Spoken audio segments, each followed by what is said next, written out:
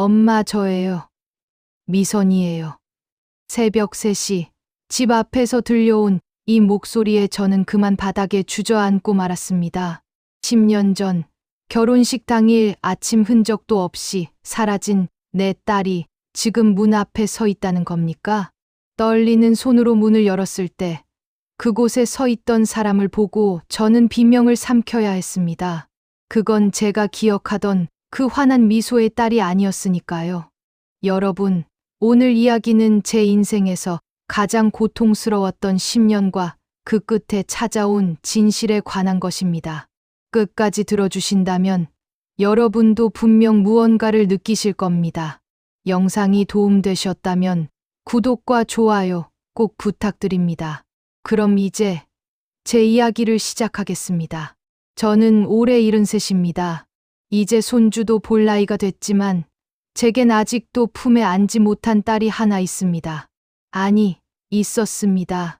10년 전까지는요. 그날은 2015년 5월 23일 토요일이었습니다. 딸 미선이의 결혼식 날이었죠. 새벽부터 부산을 떨며 준비했던 기억이 납니다. 시댁에서 보내온 패백 이불을 개키고 식장 화환 배치를 확인하고 미리 맞춰둔 한복을 꺼내 놓았습니다. 아침 7시 메이크업 선생님이 오셔서 미선이 화장을 시작했습니다. 어머니, 따님 정말 예쁘시네요. 오늘 최고의 신부 될 거예요. 그 말을 들으며 저는 얼마나 가슴이 벅찼는지 모릅니다. 화장이 끝나고 웨딩드레스까지 입혔습니다. 새하얀 드레스를 입은 딸의 모습에 저는 눈시울이 붉어졌습니다. 우리 미선이가 이렇게 컸구나. 사진도 몇 장 찍고 신랑 측 가족들이 도착하기 전에 음료수라도 준비하려고 저는 잠시 부엌으로 향했습니다. 그게 마지막이었습니다. 10분 뒤 방으로 돌아왔을 때 미선이는 없었습니다. 웨딩드레스를 입은 채로 신발도 신지 않은 채로 사라진 겁니다. 처음엔 화장실에 간 줄 알았습니다. 하지만 아무리 불러도 대답이 없었습니다. 휴대전화는 꺼져 있었고 방 안 화장대 위에는 작은 쪽지 하나만 남아 있었습니다. 엄마, 미안해요.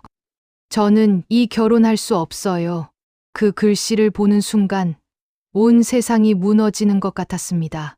손에 들린 쪽지가 흔들렸고 무릎에 힘이 풀려 그 자리에 주저앉고 말았습니다. 결혼식은 그대로 취소됐습니다. 하객들은 돌아갔고 예비 사위는 황급히 딸을 찾아 나섰습니다. 경찰에 신고도 했습니다. 하지만 딸은 어디에도 없었습니다. 그 뒤로 10년이 흘렀습니다. 10년이요. 처음 1년은 딸이 금방 돌아올 거라 믿었습니다.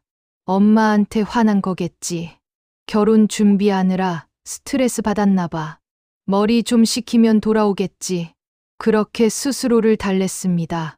2년 차에는 전국을 다니며 딸을 찾았습니다. 실종자 찾기 방송에도 나갔고 전단지도 돌렸습니다. 하지만 아무런 소식이 없었습니다. 마치 이 세상에서 증발해버린 것처럼요. 3년 차부터는 제 자신을 자책하기 시작했습니다. 내가 뭘 잘못했을까? 결혼을 너무 서둘렀나? 사위를 제대로 살피지 못했나? 밤마다 딸의 어릴 적 사진을 보며 눈물을 흘렸습니다. 남편은 5년 차에 세상을 떠났습니다. 딸을 잃은 슬픔을 이기지 못하고 병을 얻으신 겁니다. 돌아가시기 전 마지막으로 하신 말씀이 아직도 귓가에 맴돕니다. 미선이, 우리 미선이 꼭 찾아라. 그 뒤로 저는 혼자가 됐습니다. 빈 집에서 딸의 방을 그대로 둔 채 혹시나 하는 마음으로 매일 대문 앞을 바라봤습니다. 친척들은 이제 포기하라고 했습니다. 언니, 이제 그만 좀 잊어. 10년이 지났어. 미선이는 아마 이 세상 사람이 아닐 수도 있어. 하지만 저는 믿고 싶지 않았습니다. 어머니의 육감이라고 할까요? 제 딸은 살아있다는 걸, 어딘가에서 숨 쉬고 있다는 걸 느낄 수 있었습니다. 그리고 지난달 그 예감은 현실이 됐습니다. 그 뒤로 10년이 흘렀습니다. 10년이요.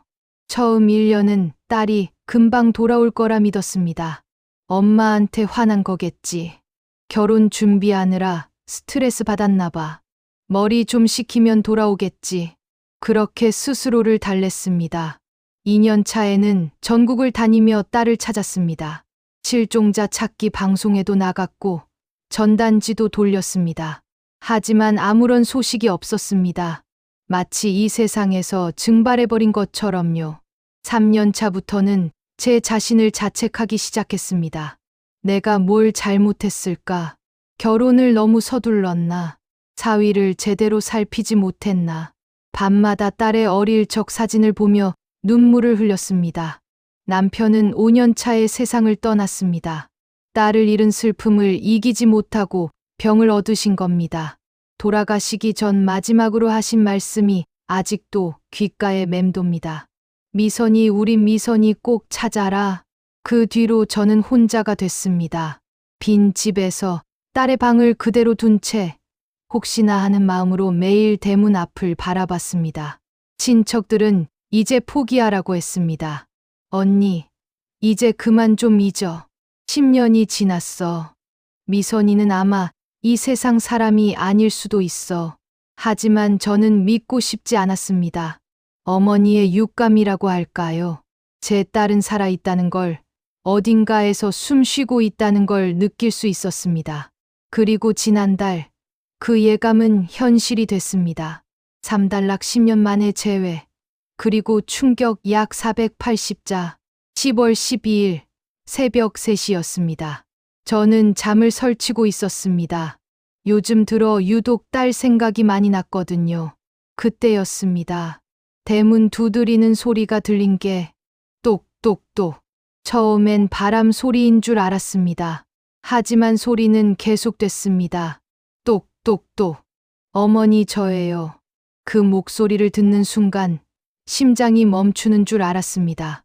10년 동안 그리던 그 목소리였으니까요. 떨리는 다리로 현관문까지 걸어갔습니다. 문고리를 잡은 손이 후들거렸습니다. 미선아? 미선이니? 제 목소리도 떨렸습니다. 네, 엄마. 저예요. 미선이에요. 문을 여는 순간 저는 그 자리에서 얼어붙고 말았습니다. 문 밖에 서 있는 사람은 제가 기억하는 그 딸이 아니었습니다. 아니, 딸이 맞긴 한데 너무 많이 변해 있었습니다. 머리는 짧게 잘려 있었고 얼굴은 햇볕에 그을려 거무스름했습니다. 눈가엔 깊은 주름이 파여 있었고 몸은 앙상하게 말라 있었습니다. 손은 거칠어져 있었고 옷은 남루했습니다. 미선아, 제 입에서는 그 말밖에 나오지 않았습니다. 딸은 저를 보자마자 눈물을 터뜨렸습니다. 엄마 보고 싶었어요. 정말 보고 싶었어요. 그리고는 그 자리에서 무릎을 꿇고 엉엉 울기 시작했습니다. 저도 참을 수 없었습니다. 딸을 끌어안고 함께 울었습니다.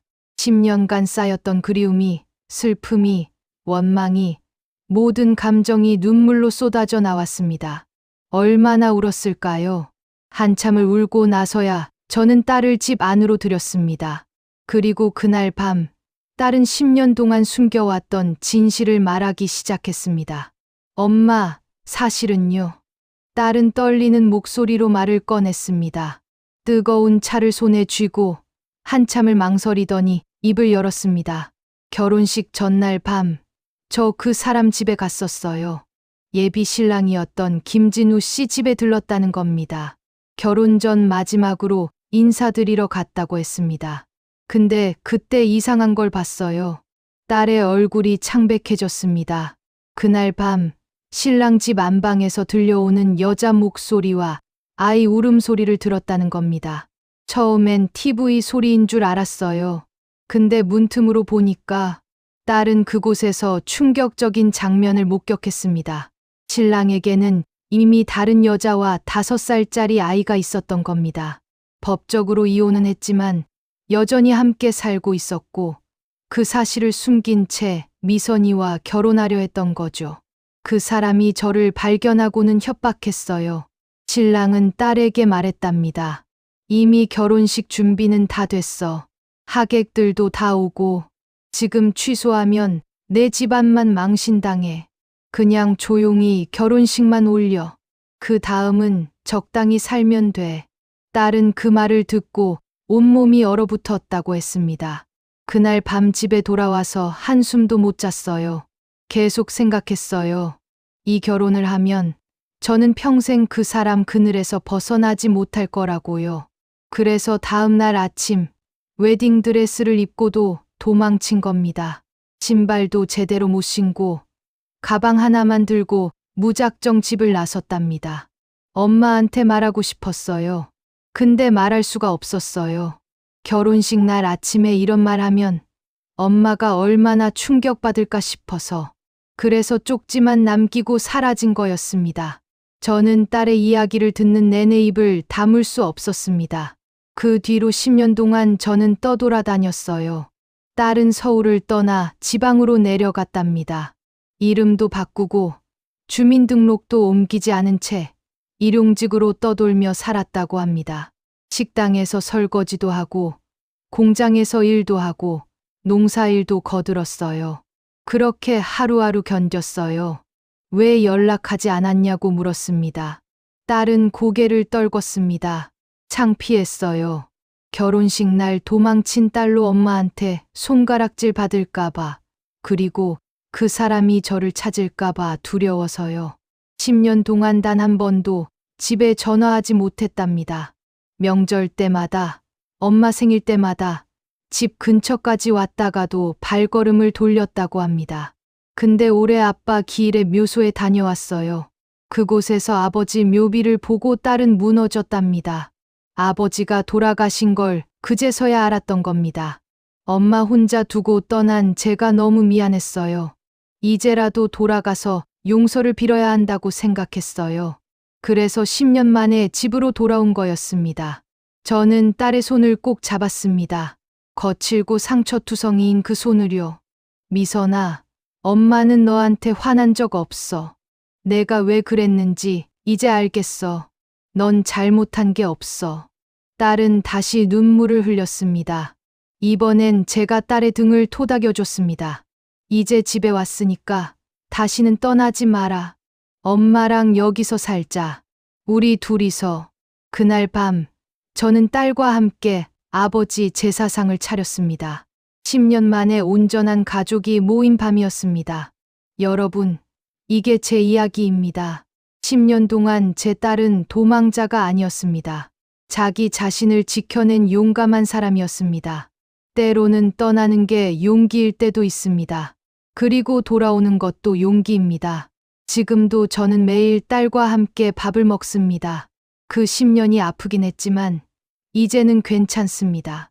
우리 모녀는 다시 시작했으니까요. 이 이야기가 여러분께 작은 위로가 됐으면 좋겠습니다. 구독과 좋아요, 알림 설정 부탁드립니다. 감사합니다.